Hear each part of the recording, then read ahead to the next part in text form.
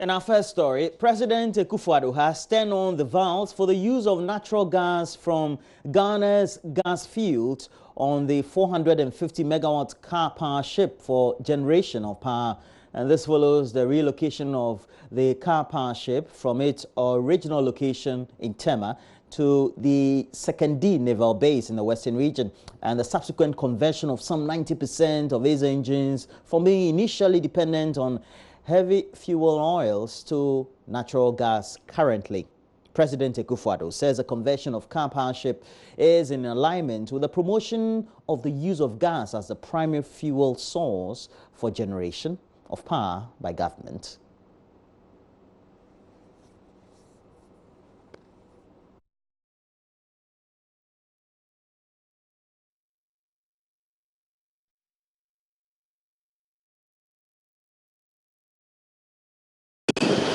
So some time ago, on advice, I authorized the Ministry of Energy to purchase 12 million bulbs, light efficiency bulbs, which are now in and which we want to begin to distribute across the country. We can, at the end of the distribution of the 12 million bulbs, we can save anything up to 120 megawatts of power in the use of these bulbs. So they really have an important significance. Just as what we're doing here today, I think it's not a secret that the arrangements that brought about the car power transaction in Ghana at some stage gave rise to a lot of controversy, positive or negative. But we've been able, since we came into office, to really find a way to work with the company for us to get the mutual benefits that they come from their presence here in Ghana. This is where the gas of our country originates. So we're now talking about a facility where the gas is right next door and can feed the facility easily. And there are several savings that come out as a result now that we're going to use gas as the primary fuel, the primary source of power generation in the country. We're talking significant sums of money over the course of the next 10 years. We're looking at something in excess of $1 billion worth of savings in the generation of power via gas. Here in Accra, the Member of Parliament for La Dade Kotopong, Vincent Soa Odote, says the newly refurbished La Mansamo Bay Medical Center will complement work of the La General Hospital in its quest to provide world-class healthcare to residents of La and its environs. Speaking at the commissioning of the facility over the weekend, Mr. Soa Odote noted residents of La and its environs can now visit the center for outpatient services. This is a facility which is set up by La Mansamo, a voluntary community-based organization to complement the work that the central government is doing to promote good health care, public health and primary health care. As was said earlier on, this facility already provides maternal and antenatal services here. But we expect that with the redevelopment of La Polyclinic, La General Hospital, there's going to be a major receptive point for outpatient services to ensure that the people of La are not deprived of the health, their health needs and the health provision of health services, which is basic to everyone. Still on health, the First Lady, Rebecca Akufo-Addo, has reiterated the need for Ghana to work at reducing maternal mortality and child deaths. The reduction of maternal and infant mortality must take center stage in any nation's health agenda. That is why the government, together with other stakeholders, has placed mother and child health very high on the priority list of national issues. It is therefore heartwarming to find organizations such as the La Mansamo contributing in such a positive way to the government's efforts at delivering good quality health care for Ghanaians. The Rebecca Foundation will continue to support the agenda to reduce our maternal and child morbidity and mortality rates, and commend all other partners working to improve healthcare and the quality of life for Ghanaians. And the First Lady was speaking at the same event. Well, now let's move on. And the Deputy District Judge in England, Ranjit Apol, has called on the government of Ghana to review the policy on timeliness or timelines of court cases on adoption. He believes prolonged adoption cases affect children. Ranjit Apol was sharing the UK legal adoption procedures with High Court judges right here in Accra. There's more in the following report compiled by Dorcas Bwedu. Read to you. Two NGOs, Ghana Without Orphans and Rule UK, have been sharing international child adoption standards with High Court judges in Accra. The aim of the two-day training is to deliberate on the role of the court in child protection, care of children, a child's voice in court hearings and child protection assessment. Speaking on the theme, good practice in the judicial process of protection and care for the child in Ghana, UK Deputy District Judge Ranjit Upal urged the government of Ghana to learn some of the best practices the UK has adopted in processing child adoption cases. The officials in Ghana from the judiciary, as well as ministers from local and national government, did a review, firstly, of how long the average case is taking in court for adoption or a care order. That will be the starting point. And that will tell us so much about the journey for a child in the court process. Now, it's so important for a child to know its outcome. Where will the child be living? Who will be its carer? A foster carer, a parent, a family member, kinship. And it's really important that we make these decisions as soon as possible. In the UK, cases started being delayed for 1 to 2 years, and we realised this is not in the child's best interest. So, having had a review, we decided 26 weeks, 6 months was achievable, and that was then put into law. Now, some cases will go beyond this, but they are exceptional, and only the senior judge will give authority to extend beyond 26 weeks. But this now means that children who come before the courts will have an outcome, a best interest decision, sooner rather than later. And the whole purpose here is the welfare of the child. This is the the overwhelming principle from the Children Act. So by avoiding the delay, we are doing what we should be doing for children. Child specialist Ruth Sharon advised school authorities to partner government in protecting the rights of the child. Each school will have its own policy about child protection and will have its own procedure about what should happen, and it will be laid down and all the staff will be taught about it. So if a child discloses something like, my mummy and daddy were fighting last night and my mummy got badly injured, that's clearly a child protection issue. And that the teacher who was the information was given to would then have a legal responsibility to pass that information to the child protection officer in the school. Or if the teacher sees bruises, worrying bruises, not just grazes on the knee where a child may have fallen over, but an unusual thing like that, then that would also need to be reported to the child protection officer in the school. The child protection officer would then, according to the severity of what they've heard, would need to do various different things. Either they would have further interview with the child, maybe with the parents, or they would pass that information on to a social worker, a local authority social worker, who would then do a thorough assessment. They'd be under a duty to do a thorough assessment.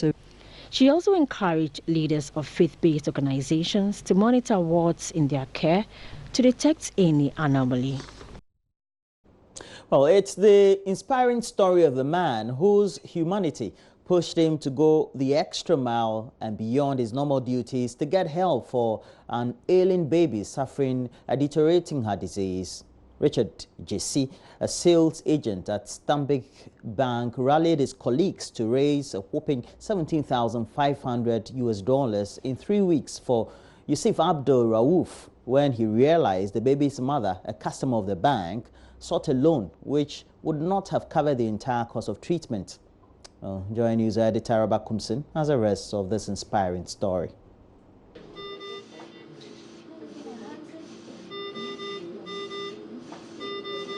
The sound of a heart monitor beeping methodically here at the Pediatric Intensive Care Unit of the Greater Accra Regional Hospital, where little Yusuf Abdul Rauf is on life support. This has been Yusuf's home for more than 2 months when he was referred from the Tamale Teaching Hospital after he was diagnosed with a critical heart disease. Just 3 days after naming ceremony, I realized baby was not breathing well. I decided to take baby to Tamale Teaching Hospital for assessment just to make sure that he's okay. And after assessment, apparently he was ill.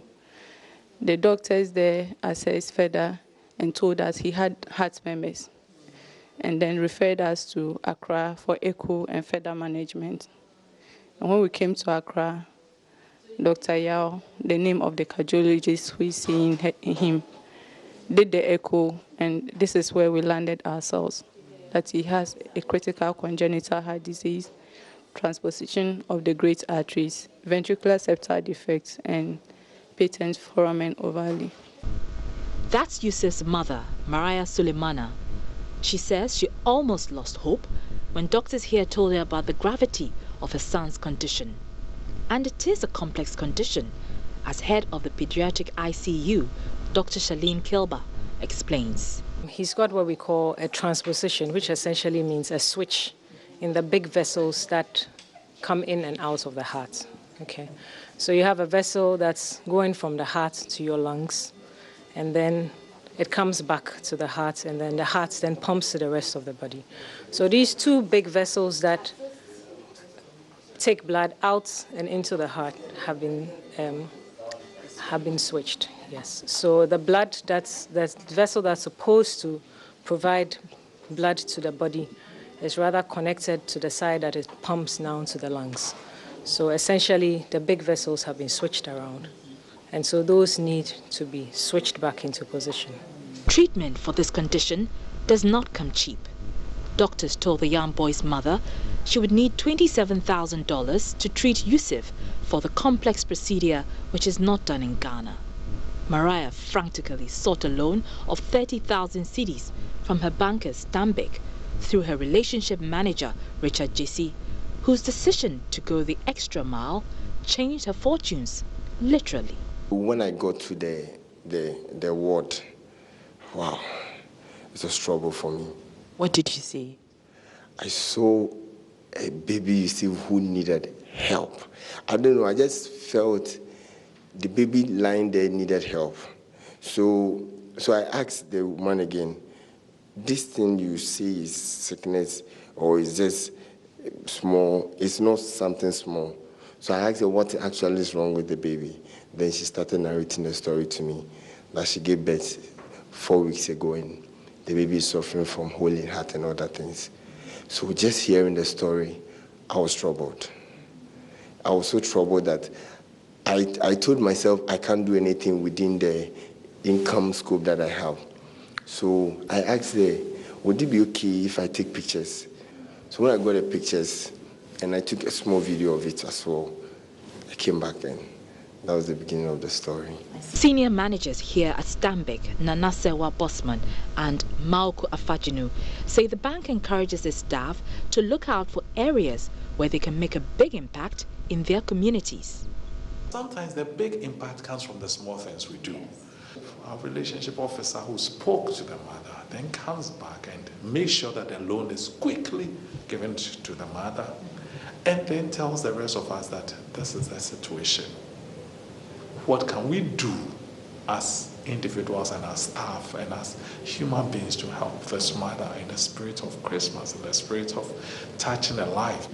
I was amazed, and I am still amazed actually at how the people of the bank gave and gave and gave. I mean, and it was without any force. Marketing just put up something and said, this is the baby and we need to help. And people were just bringing in monies from here and there. Mariah says this gesture has renewed her hope that her sick baby would soon get the treatment she never imagined he would receive. At a point, I lost a bit of hope, not complete hope. But with Stanbic, I still believe that there are good people who care about one another. I can never thank them enough. The quickest thing we need to do is to seek treatment for Yusuf. If it would delay 4 weeks, the very maximum 6 weeks, but Yusuf is 12 weeks, 3 months now, still with that condition. So you can imagine what he is going through. Little Yusuf still requires about $10,000 more for the surgery. As you ponder over the gifts to get for your family and friends this Christmas, why don't you include little Yusuf on your gift list and grant him the greatest gift of all, a healthy life? Arba Kumson for JoyNews. Well, I'm touched, and definitely I'll also contribute. But you can be an angel in little Yusuf's life by just donating towards his treatment. Now, we all do know that no amount is too small, so your widow's mite is accepted. You can do that by donating to Stanbic Bank Marketing Department. The account number that you have to use is 04000 145 7750. Again, let me go over the number again. 04, 3 of the zeros next, 000 145 7750 at the branch for Stanbic Bank at Stanbic Heights. Now, alternatively, you can also send through the usual Momo, whether through any of the networks, which is also conducive for you, and through the number 055 278 3849, or better still, you are a Vodafone user, so you can use Vodafone Cash, and you can do that through the number 020 505 0054. I hope that all of us are attached and will definitely donate. But before we go, ever thought of keeping fit in a fun way? How about a 3-kilometer race at night in what looks like a jungle with obstacles? That's exactly what a group of adventurers got when they joined the Ascent Obstacle Course race at the Teshi Military Academy right here in Accra and Training School over the weekend. Now, here is a report by Philip Ankra, who was at the exercise. Ascent Obstacle Race requires participants to overcome various physical obstacles by climbing, crawling, running, balancing and more, testing their speed, endurance, strength and dexterity in a fun, light-hearted way. Using head torches, participants navigated the routes and completed the obstacles guided by some military personnel at the Military Academy and Training School MATS in Teshi. These runners could not hide their joy after finishing the race. It was awesome. It was awesome. Challenging as well. It's all about the mind and the body. So you need to keep it right. You need to keep your body in top shape. I mean, it's fun to be out here working, trying to take yourself to the next level and see what it comes. I didn't place first, but I'm proud of myself. I made it. Are you competing in the next event? Oh yeah, why not? This is my first, so definitely. It was stressful. That was interesting. Are you looking forward to participating in the next event? Yes, actually I was here last year and I'm here this year again, so hopefully I'll be here next year. Organizers say the event, which is in its 7th edition, though challenging, presents contenders with a more robust way of exercising. So we wanted to create something that was going to be important for people to understand health and wellness. It's going to be fun. There's a new movement of doing obstacle course racing, and we wanted to be the first to do it in Ghana. So this is our second night race. That's 7th time we're organizing a race. It's something that people have been calling for. The numbers have doubled already, so we're very excited about this. Well, there's a lot of safety involved. We work with the military, so at the end of the day, they actually do help us. The danger factor is not something that is really big. It's more about the challenge of getting past the obstacle. So I would say in the 7 events that we've had, the most someone has done is a sprained ankle. And in 7 events and over thousands of people, maybe about 3 of them. So it's quite good. Winners of both categories of a race share the experiences with JoyNews. So what motivated you to join this race? Actually, I trained for it. So I was preparing. The other one, I came 5th. So it was mine. It's like I was determined for it. And through that, my coaches also helped me a lot. It's through them, that is why I make it. How do you feel coming first? How was the obstacles? It was very, very, very enjoyable. And the moment there is training, it's very easy. Hard training, easy battle. So how long have you been training for this? It's about 2 months ago. What about you? How do you see this? Oh, it's a very, very good way to experience such energetic, exercise that we've gone through. And this is my first time of participating, and I see it to be a mostly a fun way of participating in this game. So I encourage those who are out there to one day participate if Ascent is organizing such thing. Are you looking forward to go for the next one? Yes, exactly. If God permits and I'm still alive by that time and I'm still where I am now, I'll be able to participate. And you're hoping to be first again? Yes, sure. I'll be first. So. I want to say congratulations to both of you and enjoy your prizes. Next event comes off in June 2020 from Eteshi Military Academy. For Joy News, this is Philip Ankra's report. Oh, looks exciting. We've got to be there. June 2020. 6 months to election 2020. It will be fun to get ready for the elections. Well, myself and Kujo here with you throughout the rest of the hour of the show. Stay with us.